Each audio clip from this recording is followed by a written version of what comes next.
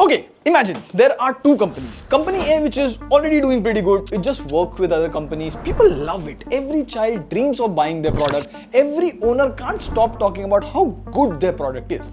And then there's Company B, very innovative, but hit by a lot of restrictions. No company is allowed to work with this company. It has to make everything on its own, abandoned and destroyed. Now, if I ask, what company do you think did well after 5 years? What would be your answer? Like most of you would say Company A, like even I would say it's A. But the real answer is Company B. And here's the shocking part. Company A is Apple and Company B is Huawei. Huawei sales in China grew by over 70% while Apple's declined by 18%. Huawei has been banned from selling in the USA, it's banned in India. Like, this is the list of countries Huawei is banned from. The list doesn't stop. Even I couldn't read the entire list. And Huawei is banned from using Google. So even the remaining countries where they sell phone, they can't offer Google Chrome, Google Play Store, and you can imagine how hard it is to sell phone without Google services in it. So when Huawei had to just survive, just like somehow just sell phones, this is what they are creating. Like designs Apple wouldn't even dare try. This is their latest Huawei Pura X.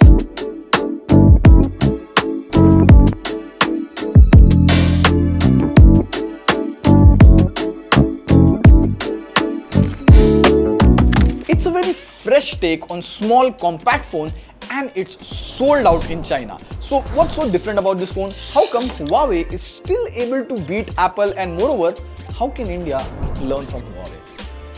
I'm pretty excited. This is a banger. Pratik, TechWiser, let's flippity flappity go. Or let's... Now it comes in this big fat rose gold color box. Inside you get the phone, some paperwork, a transparent hard case, a Type A to Type C cable and a 66 watt Q2 GAN charger. Everything you need is inside the box. Now before we get to the exact reason why is Huawei winning, it's important to understand this phone. Like last time we covered Huawei's triple fold Mate XT, first consumer triple folding phone, and even this phone in itself is special. Now, starting with the design, if you compare it with other flip phones in the market, the Pura X here looks quite beautiful and stunning, just like your crush.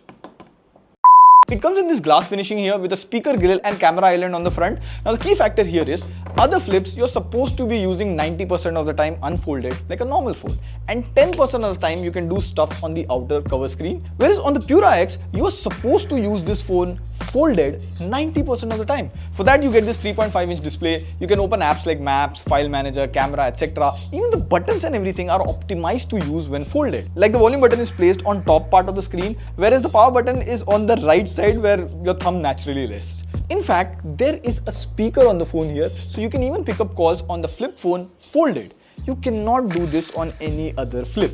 And so far, I'm liking this form factor because it's very convenient and logical to use a flip phone this way. Also, if I put a paper in between the displays and completely shut the phone, the hinge is so tight and strong, like I can literally hold the phone with this paper. Does it fall? Does it fall? Does it fall?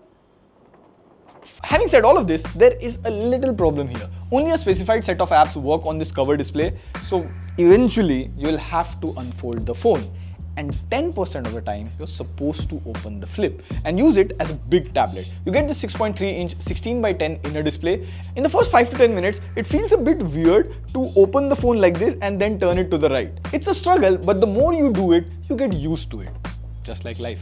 And the display here is pretty good. Even outdoors, the display is bright enough, and using it in the phablet format is easy and one-handed. Also, what gets easy here is content watching. Like I was watching the movie Blackberry, and if you see side by side with a folding phone, see in the folding phone, the movie watching on the fold looks bad because there's a lot of blank space on the top and on the bottom. And if you zoom in, a lot of video gets cropped. Whereas on the phablet, if you see, that's not the case. Even if you zoom in a little bit, the crop is not that bad.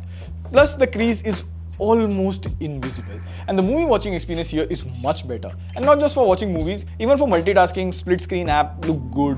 But so far I've seen, except one company which I still feel is hiding it, every smartphone company gets a folding display right. But what they don't get right generally are the cameras.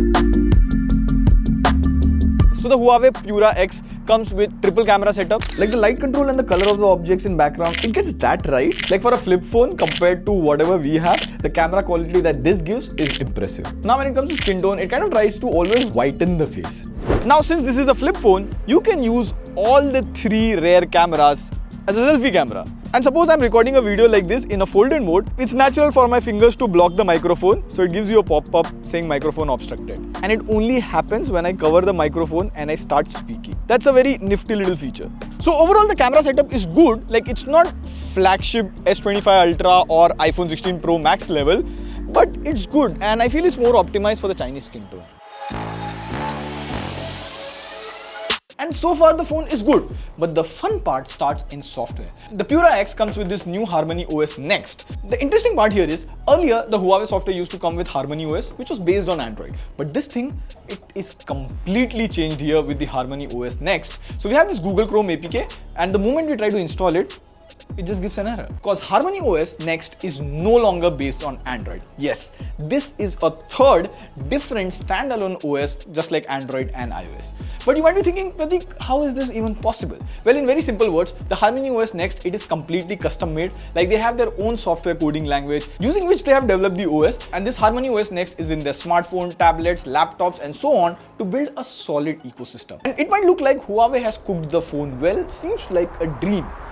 But this is where the dream shatters and the reality kicks in. Since this is a different OS, you can't install Android apps here, nor the apps are available in Huawei Play Store. We found a workaround where the APK is fooled into installing on HarmonyOS, and we tried installing a bunch of the most commonly used apps like Netflix, Blinkit, Jio Hotstar, etc.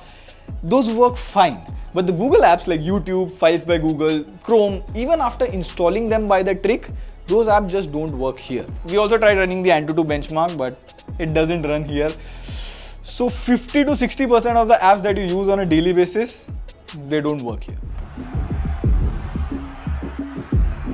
And this self-made thing doesn't stop at software. Huawei also has their own custom-made chip, 12-core, 7nm based Kirin 9020.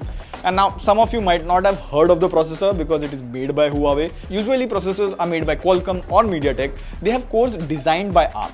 But the Kirin processors come with their own cores called Taisha. Nice name. So in our sad attempt to run all the benchmarking apps, we were only successful to run 3D Mark and CPU throttling. So from the benchmarks, if you see, it performs close to a Snapdragon 8S Gen 3 processor. And in very simple words, this performs like a 2022 flagship. Now we also tried installing heavy games like COD Warzone, Wuthering Waves, but it wasn't getting installed with our trick here. And out of all the games we tried to install, we were only able to run BGMI, which runs maximum at 60 FPS in smooth graphics. So much money to play BGMI.